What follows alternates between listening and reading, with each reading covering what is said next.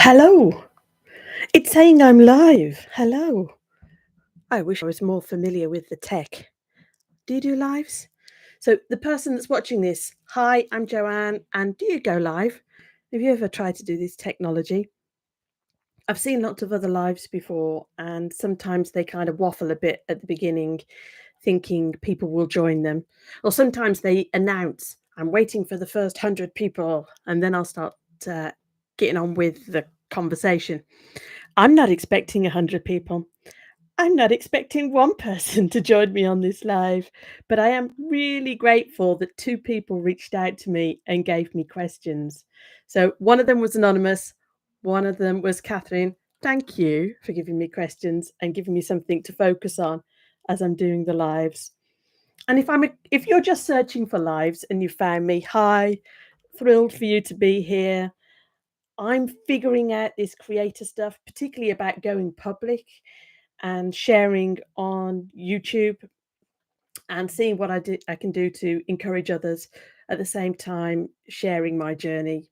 And today is day 40. I've been doing daily videos, just 1.5 minute videos of documenting the journey. And today's day 40, which is kind of a surprise to myself. I'm kind of pleased that I've stuck with it. Anyway, the questions. The questions. Thank you to Catherine. She was asking about being natural and relaxed on video. It was very sweet of her to say. She said to me, "Oh, you seem very relaxed and on the videos," and she's been watching them. So excuse me on YouTube on Facebook, and it was very sweet of her to say that. And she was asking whether that was something I've had to learn or work at, or whether it's completely natural. And it's kind of weird when people ask you if something is natural, because if you've been working at it for 20 years, you're like, I know it's a compliment that you think I'm speaking and I'm making it look natural, but I mean, that's the goal, isn't it? That's the goal, is to look like you're just chatting with a friend. But obviously, there was a lot of other work before. And so part of me is like, "Oh, I wish they'd realised the before and after. Maybe if I'd shown a video of me from when I was much younger and how shy I was and how I never spoke and I never put my hand up at school and all those kind of things, then maybe she could see the difference." But I think what she was asking is, I don't know whether it was she was asking about having some sort of tips or anything like that. But I think there was a second question, and I'm gonna combine the answers for both of them. The second question, I'd asked, "Do you wanna know about work stuff? Do you wanna know about creating, or do you wanna know a bit more about me?" And that person had ticked the box and said they'd rather know a little bit more about me. And I thought, well, I can kinda talk about what I did to hit record, and that will tell you a little bit about me, as well as answering Catherine's question. There was also one other point which I'm going to try and remember to mention, is that I lost a subscriber today. Very sad. But I also saw an expert talking about the gift of being a micro mini channel, and that this is your chance to figure out what you want to say. And I thought that kind of links with me telling you about myself and about how to get on camera and different things like that. So the story is, I was painfully shy. I would have said I was painfully shy. Interestingly, I was asking my mom about this just a few weeks ago, and she kept using the word reserved. I don't really know. I mean, I do know what the word reserved means, but I don't really know what that is different to shy. Maybe it's just a word that she prefers to use, but I kept saying to her, "So I was shy and I was shy." And I was talking about different situations, saying I was shy. And she kept, she almost corrected me and saying, "Oh, you were reserved. You were reserved." And I thought, I wonder whether that's because I was fairly confident and chatty with her and with people I felt safe with. But then she just saw me as taking a step back in certain situations. So I went from that to, I left school at 16. I've done that on another video and stuff. But I just thought, that's my personality. I'm shy. I struggle to speak up, And in some situations, my mind goes blank and I can't think of anything to say. So it's not even like just speak and just say something because there was nothing to say. There was nothing in my head to say. And I just thought that that was personality and stuff. And I thought you can't change how you speak in everyday conversations. But when I was about 30, I was living in Madrid and I decided that although I couldn't change how confident I felt in everyday speaking, I kind of believed that I could learn about public speaking. And I went to a club called Toastmasters. I don't know if you've heard of it, but it's toastmasters.org. It's like a non-profit organization and they've clubs all over the world if you're curious about it. And I started going there and I was a wreck. I was really bad about speaking and all I wanted to do was memorize everything and then say it, and I was trying to build my confidence and calm down. And at Toastmasters, they have something called table topics, which is where you think on your feet. And so what they do is the person at the front of the room will just throw a subject or a question at you, and then you have to stand up and talk about it. And what I used to do is give them evils. It's like, don't pick me. So that's what I did for a good 6 months or so. It was just like I was completely terrified of doing any of the speaking. And some of the times that I went to this club, there might only have been like half a dozen people there, but still my stomach would be churning over and I really felt uncomfortable. So it's funny to think that anybody would think I was relaxed and comfortable on video. I'm striving for that, but that's more where I started from. And then in between time, I've ended up teaching speaking and thinking on your feet and helping people with confidence about that kind of thing. But for me, each situation is completely different. So, who I'm speaking to, what I'm talking about, where I am, what's the point of the conversation, how important it is, or anything like that, completely changes like how nervous I am.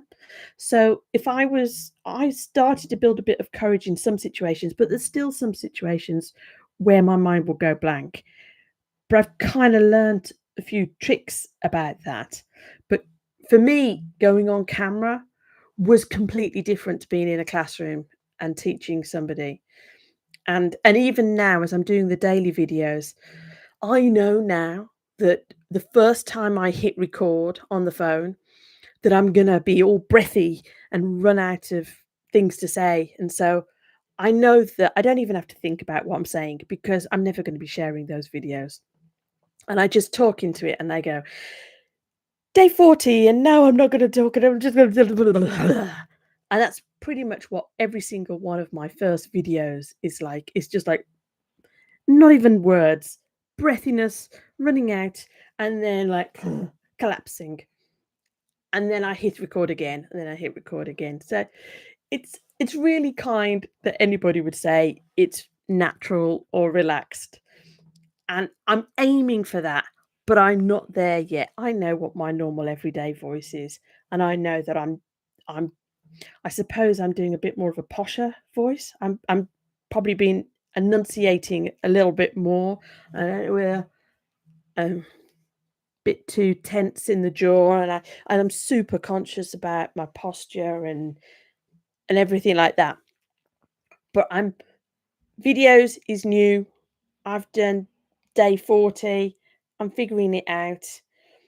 And and the other thing I wanted to say, which is kind of about the videos, but also kind of a thing about me, is is the inner conflict.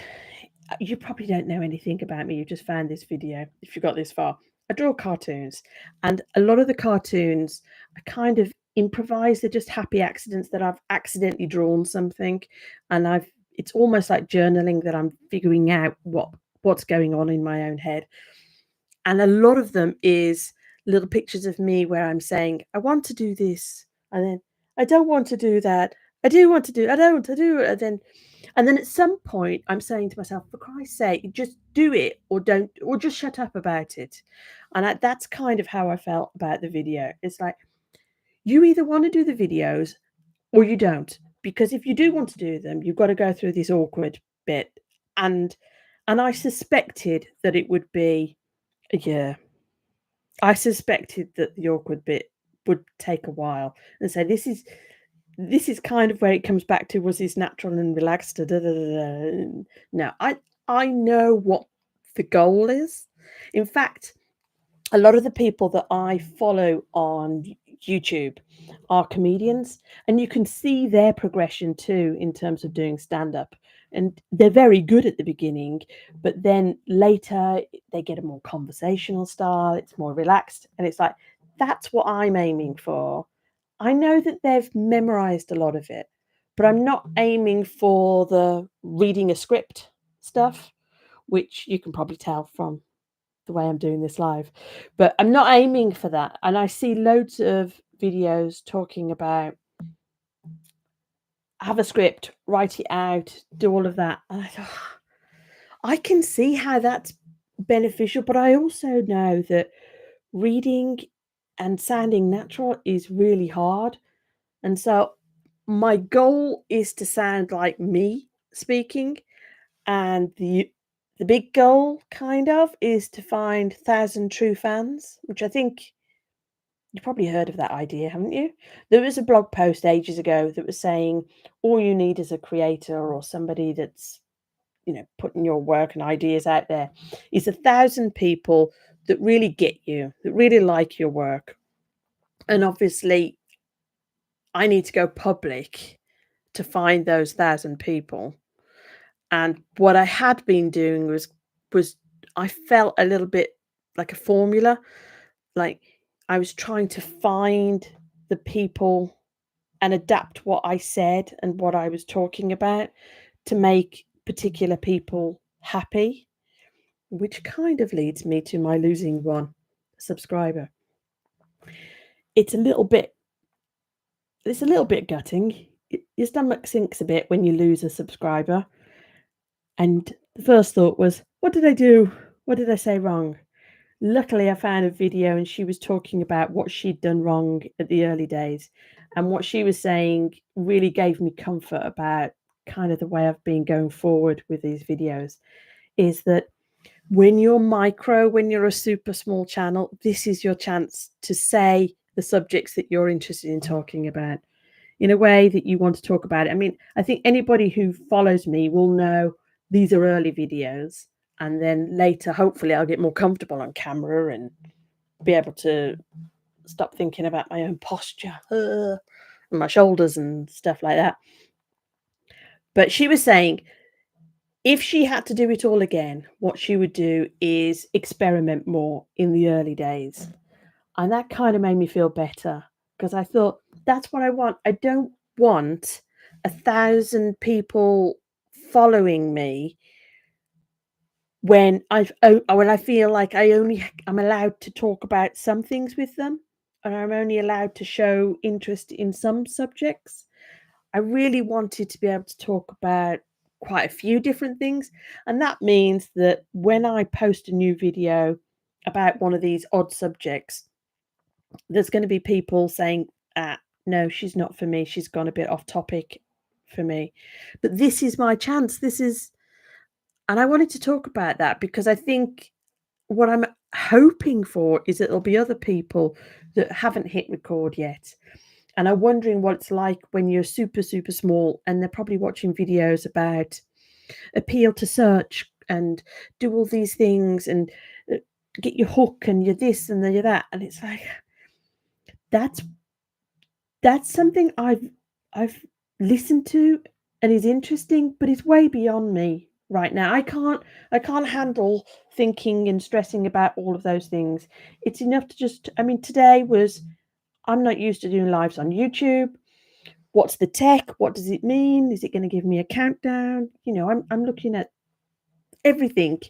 I can't think about hooks and thumbnails. I'm doing the very best I can to get better each time, but I'm not at that stage. I would say what I tend to think is that a lot of the people that give advice about going on YouTube, especially when they say just do it, just hit record, they don't know what my step one is. They don't know where I started from. They They don't realize that it's as overwhelming. And for me, overwhelming means my mind goes completely blank.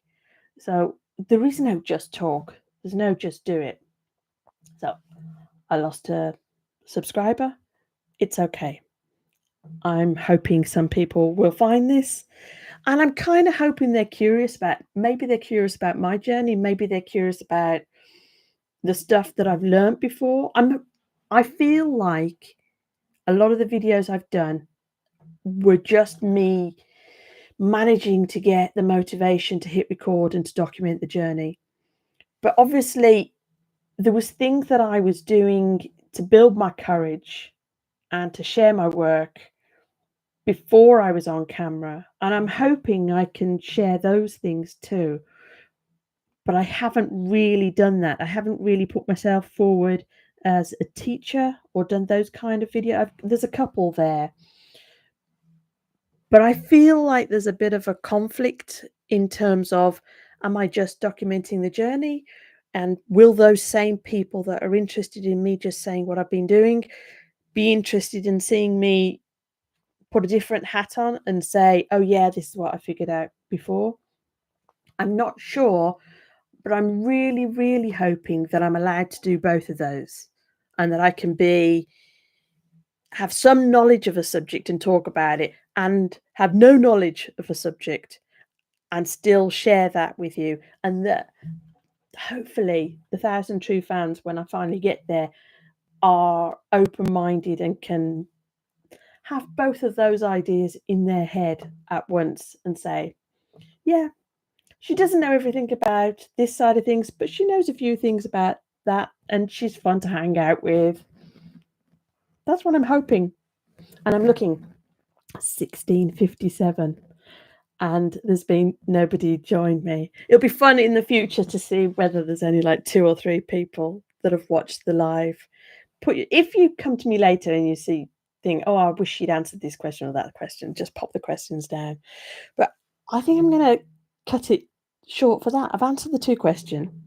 I've told you about my losing a subscriber. I had been getting like 1 or 2 a day before that, and so to see it dip down, like I say, felt a bit funny. But it was really great to see somebody else talk about it and just to reassure me that this is the chance to be experimenting, and it's fine if if people will be coming and going, and it doesn't really mean anything about the future. It just means that you're not right for them at that particular moment. So I don't know why I did a thumbs up. Oh my goodness. I don't think I've done a thumbs up in probably decades. Oh my goodness. Nerves brings out weird things, and you're going to find yourself doing weird things when you're on camera too. But we'll get through it together. We will. We'll share the work. We'll go public. We'll get creating and saying the things that we want to say. So I'll speak to you and see you at another time. Do you want me to do a thumbs up again? Oh, dear me. Bye.